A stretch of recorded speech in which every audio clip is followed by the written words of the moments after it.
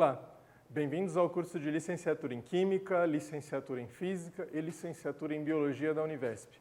Na aula de hoje, na disciplina de Práticas para a Ciência, mais destinada ainda ao ensino fundamental, a gente continua ainda com a temática de Química e nós vamos propor um experimento que razoavelmente ele é conhecido, né? Muitas pessoas ouvem falar, às vezes já viram uma demonstração, às vezes só, né, de discussão, ou mesmo hoje é muito fácil vocês encontrarem alguns vídeos das pessoas fazendo isso em casa e depois postando no YouTube. Então, que eu acho que também é uma outra possibilidade de fazer essa discussão.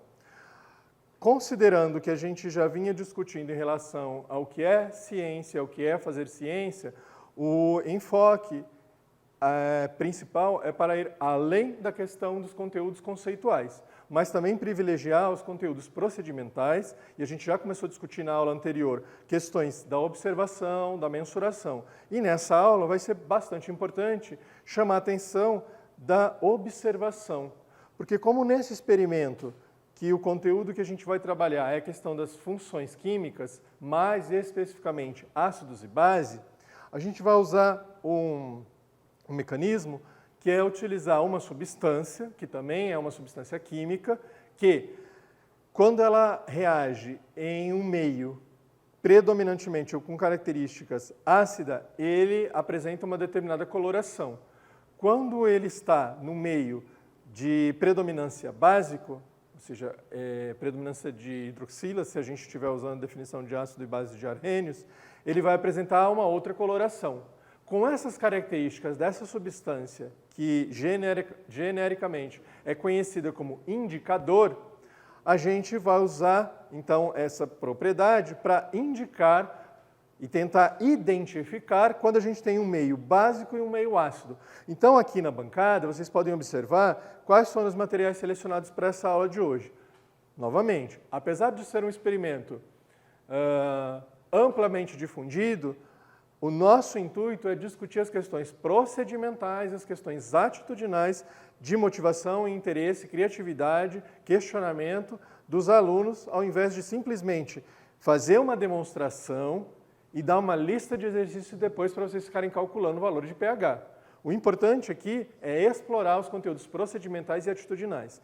Então a gente pegou materiais de fácil acesso do cotidiano, que pode ser encontrado principalmente em supermercado ou na despensa em casa, para que a gente possa fazer alguns testes, identificar ou classificá-los, se eles são ácidos ou se eles são bases.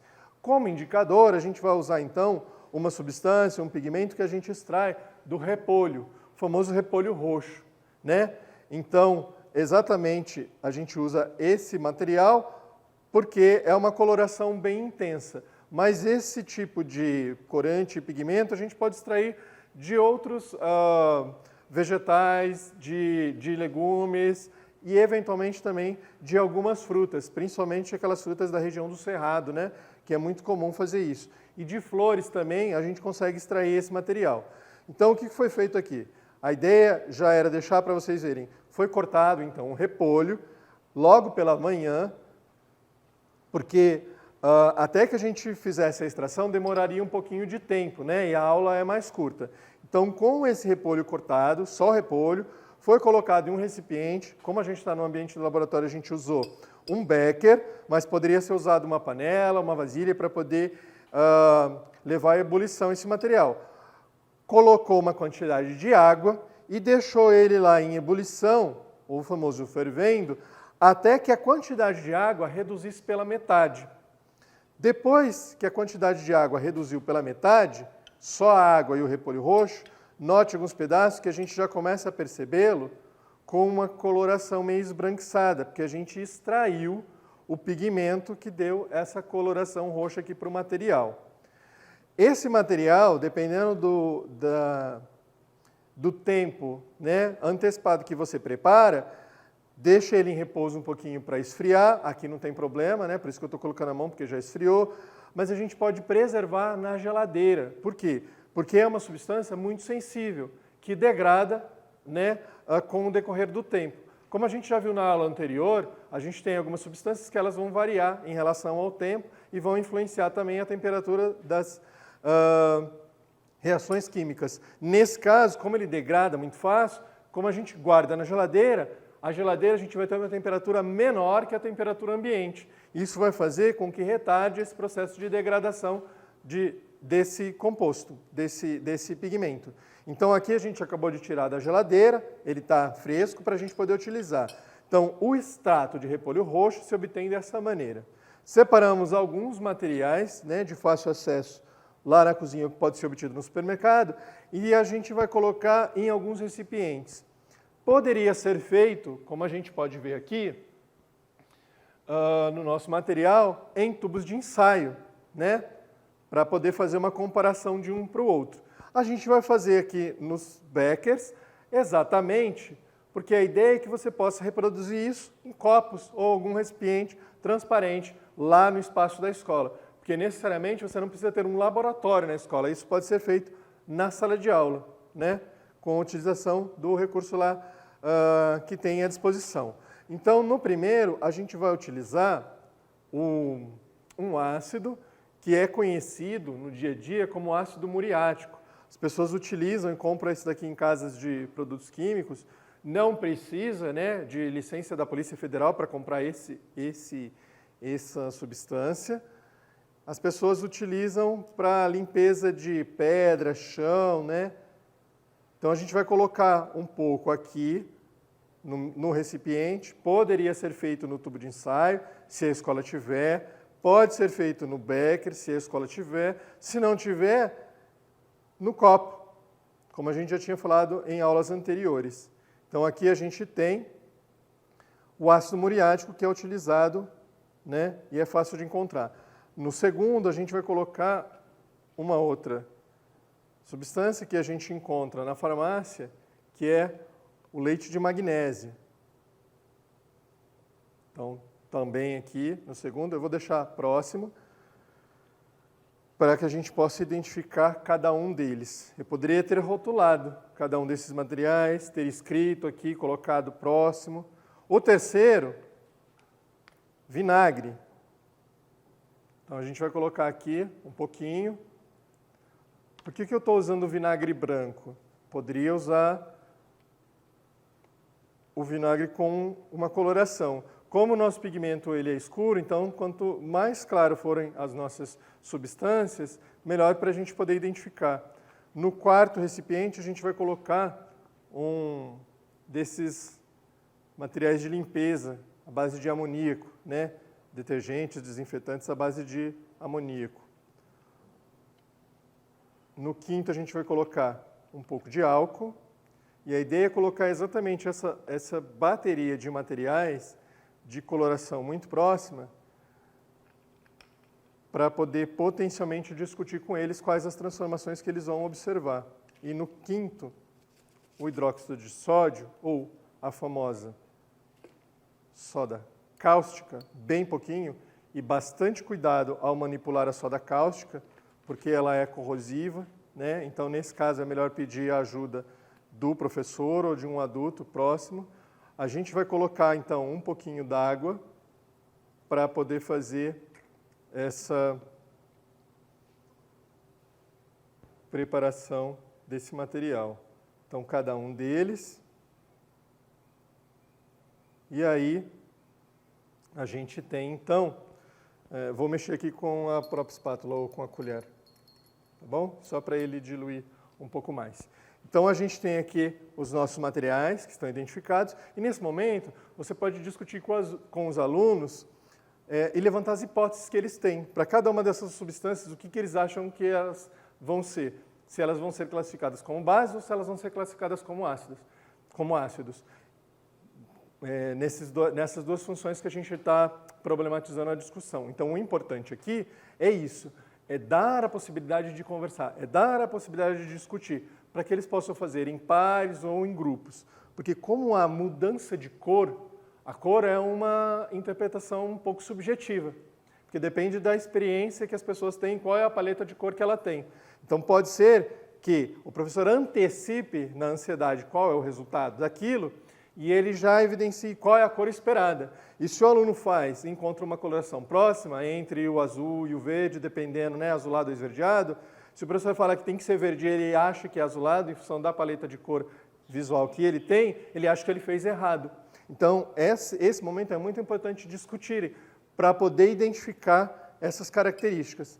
Então, a gente vai pegar um pouquinho aqui da substância, né, do extrato, e vai colocar no primeiro, que era do ácido muriático. Colocou, agitou e a gente nota uma mudança de cor. Agora, a gente vai pegar então o nosso mesmo extrato com aquele conta-gota, ou eu poderia até verter um pouquinho, né, ali dentro se eu não tiver um conta-gotas. E vou colocar na segunda. Olha, já não é a mesma cor. Vamos colocar na terceira. Deixa eu virar aqui um pouquinho, porque como tem uns pedaços, né, eu poderia filtrar esse material. Aí eu homogenizo.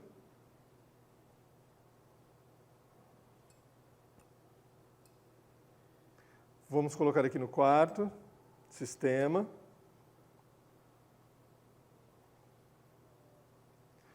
No quinto.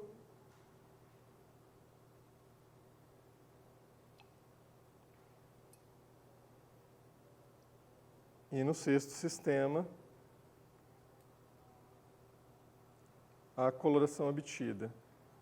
Vamos colocar um pouquinho mais em cada um deles, para que a gente possa reforçar as cores. Então, homogeneizei primeiro, o segundo. Vamos pegar aqui o terceiro, pingar um pouquinho mais, homogeneizando só para reforçar a coloração obtida. Volta aqui no quarto, coloca um pouco mais.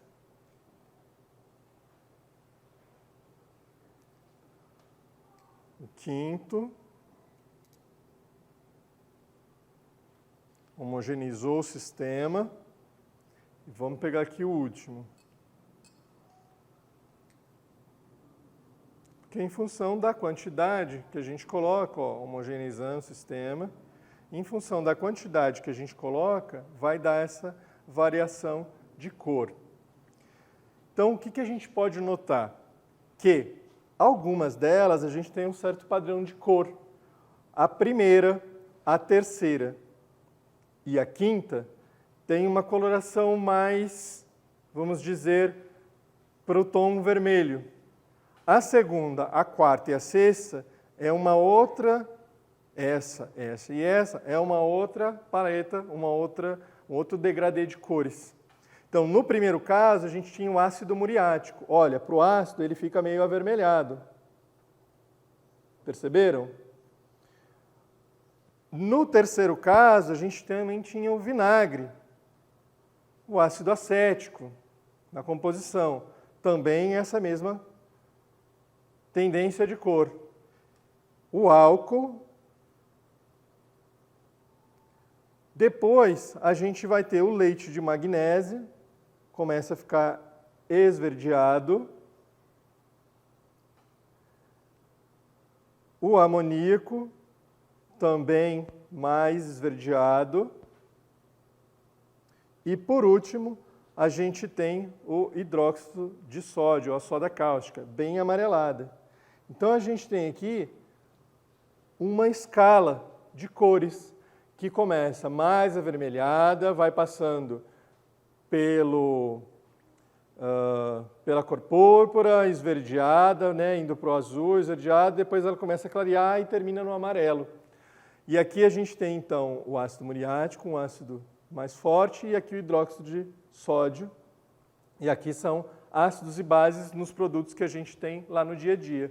E a gente começa agora a identificar e pode, a partir da escala de cores que a gente fez, ou seja, de uma escala de variação de pH, do menor pH ácido, né, o pH baixo, para o maior pH, pH da base, que é um pH alto, quase que uma escala de pH. E agora a gente pode, então, com outras substâncias, suco de limão, suco de laranja, né, ou outros materiais e que a gente encontra facilmente na cozinha, e também testando com esse indicador e aproximando de cada uma delas para ver pela cor quão próxima ela está. Então, com essa escala de pH, a gente pode identificar e classificar outras substâncias e, dessa maneira, agrupá-las. Então, lembra que eu chamei a atenção da importância da observação, do registro? Agora a gente pode explorar a classificação por agrupamento, por separação, em função das características. Isso é muito mais interessante para se trabalhar com as questões procedimentais do que o que aparece normalmente nos livros didáticos, como característica, que o ácido é uma substância azeda e a base é uma substância adstringente. Em alguns livros até aparece com gosto de sabão ou banana. Mas a gente não pode ficar colocando isso na boca, pelo sabor, para identificar, né? A gente tem algumas muito concentradas e pode ter algum perigo e algum problema mesmo de segurança em relação ao consumo desse material de colocar na boca. Então, visualmente, a gente consegue classificar diferentemente daquilo que o próprio livro recomenda, né? Como característica o sabor. Então, neste caso, a gente tem um experimento razoavelmente simples, com material do dia a dia, mas que o foco e o potencial de discussão são as questões procedimentais, do que observar, do registro, da comparação, da classificação, ao invés de agora fazer uma lista de exercícios, calculando o valor de pH, sem relacionar essas coisas com uma contextualização no ambiente doméstico em casa. Sugestão: entre no ambiente virtual de aprendizagem, tem alguns vídeos, tem alguns textos para aprofundar um pouco essa discussão e algumas situações onde isso foi utilizado em situações reais na sala de aula com alunos, para que vocês possam discutir. E no espaço de perguntas e respostas também, para que a gente possa prosseguir essas discussões e o foco nos conteúdos procedimentais e atitudinais e não apenas em conteúdos. Então, bons estudos e até a próxima aula.